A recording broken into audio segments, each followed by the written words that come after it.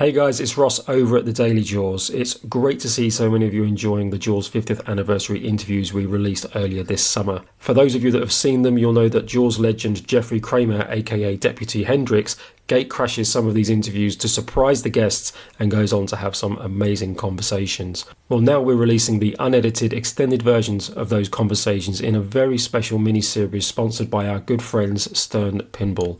I really hope you enjoy this series of conversations, and as always, I'll drink to your legs. Bear with me just 1 second, Joe. I'm just having a slight technical problem. No problem. Bear with me just 1 second. I see the problem. Hang on. Here we go. Surprise. I love that you love this movie. I love that you love this movie. How cool is that? What can you say?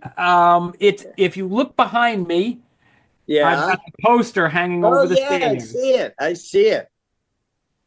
And you can see it from everywhere in the room. Yeah, pretty much. About. Yeah, pretty much. Because it's my landmark. That's the story. I get it. How blessed I get it. That's the story that taught me. That's the story that taught me. How are you doing? I'm good. Listen, I'm still here. Look, I look like a bus hit me, but I'm going to be 80, Joe.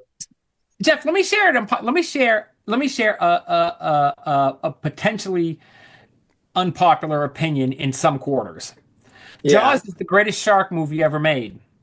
Jaws 2 is the second greatest shark movie ever made. I totally agree.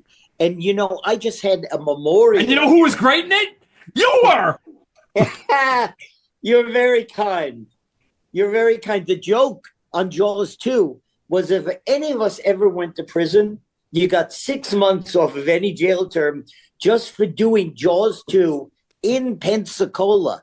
In those days, if you saw a nuclear-powered aircraft carrier in the background, you just had to wait till it passed. There was no Chironing or green screening it out or anything. Wait a second. The second film was filmed in Pensacola? We filmed in Pensacola, yeah. See, what Ross doesn't know is I've only seen Jaws about 40 times. So I'm basically a newbie. It's like I've hardly seen it at all. I'm terminating this call. You're a fraud. He's seen it like maybe 300-400 times. Joe, how old were you when you first saw it? 8, which is probably too young. Well, but that's all right. People come in with 3 and 4-year-olds in these signings we do sometimes. Yeah. And I said, oh, they haven't seen it. They go, oh, they've seen it many times. I said, I should call social services on you. But it's so pervasive. I went to a stop sign. The cop pulled me over and he said, you went to the stop sign. I said, I'm so sorry. I didn't go over far. I didn't mean it. I apologize. He goes, why are you wearing that hat? I said, I play the deputy in Jaws. He goes, oh, I love that movie. Don't do it again. So now I wear it like it's going to save my life forever. You should you should have the badge on you. You should have the badge, so you can when you open you show the driver's license. You got the badge on the other side. Actually, Roy Scheider's. Do you remember Roy Scheider's mustard-colored Amity Island truck, the pickup? Oh yeah. That Bronco. I kind of can't believe I'm talking to you. It's sort of wild. Oh, that's so sweet. I love it. You were there. I mean, you were in Martha's Vineyard. I was there. My mother was born on the vineyard, and her sisters. We were the first Jews on Martha's Vineyard. It was unbelievable. I ran a summer theater there for years. I produced it, played all the best young men's roles. And if you had young directors who got to know our work, they hired us all winter in New York. It was Mrs. Kittner worked in the community theater in Amity as well. She worked in the children's theater. She was a lovely lady. Lovely lady. I had all my family in the beach scenes. It was great. I love that. I love that. I had them in the beach scenes, and I grew up with a lot of those kids from those days. Chris Rebello, who left us early, and he was the little kid, the older son of the Scheider and the Jaws. Really, Michael? Michael, yeah. Yeah. Oh, I'm sorry to hear you passed away. That's too Oh, bad. at age 37, I think it Oh, was. I that's mean, terrible. yeah, oh my God. And the rumors were they were going to pull the plug on this. It was so over budget. Oh, It, yeah. it was, and it was like a perfect creative storm, when everything comes together. The music, the acting, the cutting. My part got bigger and bigger because they had shot out all the cover and they needed to keep shooting. They had 3 units sometimes, and there was nothing. The boat would drag. You got no footage sometimes. And one day, the camera fell into the water, and they encased the film in water and shipped it in water to the lab, who saved it. Have you Literally, ever, have you ever met the special effects artist Greg Nicotero? one of my dear, dear friends. Dear, dear, oh, I love Oh, so him. that I'm not. So you already know all about. He found the last of the sharks Oh, I at know. an auto graveyard and restored Oh, it. Now and that's the one that's on restored it. display And in the I museum. went out. We did a little quick movie that you'll be able to see at the museum from those days. But I see him frequently. I have a gang of friends. I have a gang of friends. We have a text message thread called the Murder Fish Appreciation Society. The murder. Oh, I Because we're love all it. insane. That's my best buds are on the Murder Fish Appreciation Society, and we text every day and stuff. And we had a plan. We had a plan that we were gonna, spend, a weekend on the vineyard for the summer for the summer of the 50th, you know. But we're all a bunch of middle-aged guys with little kids and stuff like that, and it's just tough to I organize get it it. apart. I get it. I get it. I've actually Yeah. never, believe it or not, I've never been to the vineyard. Really? Is that true? But you live in Cape Maine, Cod. right? Cape Cod, plenty of times. I live in New Hampshire, and Oh, I've you been. live in New And Hampshire. one of my one member of the Murder Fish Appreciation Society lives in Plymouth. Oh, yeah, A yeah. whole lot of folks from the Cape and stuff like that. I've been out to the Cape a bunch, but I've You're a never live been to free Martha's or Vineyard. die guy, huh? Say again? You're a live free or die guy. Well, In New Hampshire, I I'm love from New Maine. Hampshire. I'm from Maine Portsmouth. originally. No, I get it, but Portsmouth, I love, Yep. and I'm a New Englander. I mean, what could be bad? Isn't it funny that a couple California guys made the best film ever about life in New England? Well, for sure. And what I didn't realize was how Stephen, when he shot it, the camera is at water level. It's at water level, Yeah. and so you feel like you're right there. There was so much that I came to appreciate. And Jaws 2 was a Herculean task. I mean, I showed up in Jaws 2, and there was another director named John Hancock, Yeah. and he had cut my part in two and gave all the better lines to his friend, who's a really chubby character actor. And I said, I didn't sign up for this, and I left. When he got fired, the new director and Joe Alves said, we love the guy who was the original, bring him back. And that's how I came back. It was unbelievable. I think that in the 1970s there was a whole raft of trashy slasher films. Michael Myers, Jason Voorhees, later Freddy Krueger. You bet. Jaws 2 is the best slasher film. The shark in Jaws 2 is the best of it's a different kind of picture than Jaws, but it's relentless, and of course it has that moment that I love when the shark pulls the helicopter into the water, which is for sure. wildly over the top and David Kelly did it gripping. again in Mystery in Lake Placid. Did you ever see that? Oh, did they really? Yeah, and I tried to tell him. I said we did it in Jaws too, but you're too late. But yeah. So what did you make of? So what did you make of Robert Shaw? He was so interesting and kind of scary. Because, let me tell you something. When I showed up for the first day of shooting, it was the first day. It was when I find the hand on the beach. I was so nervous I could have really thrown up. I show up and all of a sudden I have my own little dressing room. I never had anything like that in my life. It was awesome. It was just so exciting. And Roy was a good guy in Jaws 1. Jaws 2 was a little different. He didn't want to do it. He was great. He was very good. Great. He didn't want to do it. He was great. He got so dark that they had to color correct him in the final mix because he'd sit out there, with a reflector, and he got so tan he didn't match to what he had shot earlier. It was a 9-month shoot. Well, that's it's he whether he wanted to do it or not. I would think after 6 months of it, you just want to die. But but were you guys aware by the time you worked on Jaws 2?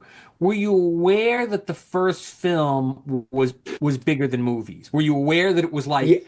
Did you already know that it was like it had joined a handful of other pictures, like maybe Wizard of Oz or something? Beyond film. By that time we knew. But when we showed up, and during the movie, the rumors were going, they're going to pull the plug. We're way over budget. Yeah. It's never going to work. We're never going to be able to do it. And Steven thought that they might too one day. It was, and Steven, we're not close friends. He's a nice man, but whenever I run into him, he's nice. So David E. Kelly once, and David's from Boston, He once asked me, he said, I'm getting a Writers Guild Award. I can't be there. Would you pick it up? And I said, of course. And Spielberg's presenting, and I go, oh my God, this is going to be so exciting. And in front of 600 people, Steven says, oh, Jerry, I'm so proud of you. And I think, fuck. He called me Jerry. What am I going to say? No, it's Jeffrey. You can't do it. You just got to shut up and say, okay, it's a story I can tell Joe Hill someday. It's unbelievable. It's unbelievable. So here's a question that crosses wires with one of my own little weird obsessions. Were you aware, had you heard the story of the Lady of the Dunes when you guys were making the film? Because I've always wondered if they staged the finding of the corpse on the beach after hearing the story of the Lady of the Dunes, because the finding of the corpse on the beach, I don't know. But when I was do you kind of remember there was this whole thing about the lady who was found outside Provincetown? Yeah, I do. But I don't know that he ever knew that, or there's any real connection. Yeah. But I remember as a kid going, and we'd sleep out at Katama Beach, at South Beach there. And they used to scare us because we were part of a camp. And they'd say, there's a beast of Katama, and he sucks little boys under the sand. I couldn't sleep. It was nuts. But no, I don't know that there was any real connection to that. Do you still live around the Cape? I have a home on the Vineyard, and my family still, a lot of cousins are there. You know what happened too? Stephen didn't realize that they would be going out and killing hundreds of thousands of sharks. It was a movie. And Wendy Benchley has dedicated her life to shark preservation. Yeah. You'll see it. We just did a 50th anniversary doc that, Greg and I just got the credit sequence today. It says, consulting producers, Jeffrey Kramer, Gregory Nicotero. It was great. Oh my God, isn't that great? Yeah, it's so good. So I'll tell you what, wonderful guy, by the way. So I have, like all Jaws nerds, I have my own little Jaws collection. The prize of my collection, my wife bought me the prize for my birthday last year. She got me a first edition of Peter Benchley's Jaws, signed to Joseph. Not this. Oh, Joseph. Wow. It was signed to some other Joseph. Great. How did she find that? So it went up on eBay, and another one of my friends in the Murder Fish Appreciation Society reached out to her and said, there's a signed Peter Benchley on eBay, and it's signed to Joseph. And she's like, gotta have it. Doesn't matter what it costs, gotta have it. So I wish you and the Murder Fish Appreciation Society were coming to the Vineyard. I wish we were too, man. Beer with you guys, man. Oh, that would be that would be great. And I tell you stories. We're walking home one night with Murray Hamilton, and he goes from the bar, and he goes, here, kitty, and boom, he is skunked like you can't believe, full on. He says, I gotta go home. We go back to the hotel. He wouldn't go to his room. He insisted on staying on the couch in the lobby. By the morning, the hotel was almost uninhabitable. It was unbelievable. He kept a bottle of gin in my boot. We shared a dressing room. I loved him. Loved him. I'm Joe, I'm thinking about reworking my summer plans right now. I'm like, come on, it's the weekend of June 20th. Isn't it going to be great? It's going to be a madhouse. It's going to be an absolute madhouse. We're going to do stuff at the museum. I'm going to do a couple talks that Sunday. The museum used to be the Marine Hospital, and it looked, because the camp that I went to, I live in now. My grandfather built a house there, a small 1,400 square foot, non-winterized home I have there. But the Marine Hospital, the camp, moved to the Marine Hospital, and it looked like something out of a horror movie. It was so scary. And they rebuilt it into a beautiful museum about the vineyard and doing a big Jaws exhibit. I'm going to, after Dreyfus may show up too. Dreyfus was, the godfather of one of my kids. He might show up, and I hope he's going to come. You should get us while we're still breathing, Joe. How on fire was he too? When oh my God, back-to-back performances from Jaws to Close Encounters. Well, and he just came off Dirty Kravitz, which got him, all this acclaim. And George had recommended him from what was that one? Come on, it just went out. It was American Graffiti. American Graffiti, yeah. After this conversation is over, 100 questions are gonna hit me that I could have. Oh, that's asked. So funny. Let me. What's the story on the dude who follows Quint everywhere? The grubby guy in the grubby rain. Local guy on the vineyard. He doesn't have a word. He's one of the great characters in Jaws. And he doesn't have a line of dialogue. And all those guys in the town meetings, they're all real. The doctor was real, Dr. Nevin. And I grew up and I knew these guys. And everybody was real. On the beach, Bad Hat Harry. He's a real guy, Really? Oh, every one of those. The big heavyset woman. The guy, the Quintner kid. The whole family says no one's in the water, no one's going in the water, and they all go in together as a family. Yeah, and the Quintner kid who gets killed on the yellow raft, Unbelievable. I know. Wait, I just lost the Zoom here. Oh, here you are. Oh, for a second. Froze for a second. Oh, sorry. I have two of my sons live in the UK, and I think they're trying to FaceTime me. See, my wife is English. I married a lady from the UK. The biggest reason I can't do, I almost said the reason I can't come to Amity Island this summer. Yeah, that's funny. The reason I can't come to the vineyard this summer is because I spend my summers over in the UK. We go over and see her. We go over and see her family. I have Tourette syndrome, and 2 of my 3 sons have Tourette, and we're big. I just came from Congress with 300 kids in the halls of Congress. They're shouting, "Shit, fuck." and you should have seen it. But they explained to the reps and their things, and everybody understands it better. My middle son, who's a doctor over there, a shrink, specializing in neurological disorders in pediatrics, he's paying it back. He had it terribly as a child. We had no idea 30 years ago what it was. We did it on all the shows. We did it on Ally McBeal. We did it on The Practice. David Kelly was such a supporter. He was great.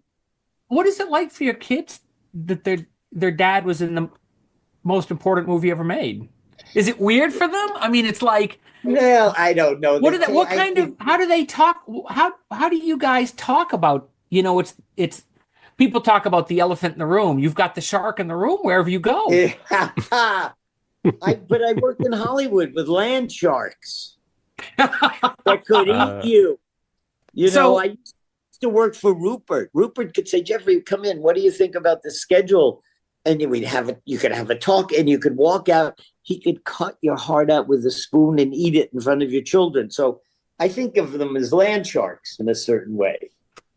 I pitched the Benchley estate on doing a book about the characters from Jaws.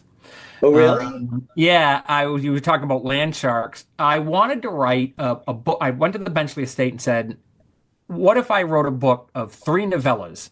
You'd get the story of Quint on Indianapolis. You'd get the story of Hooper out in the boat when the shark tore his boat apart. That one would be almost like a romantic comedy because he'd be out there with his girlfriend and stuff like that, Oh yeah.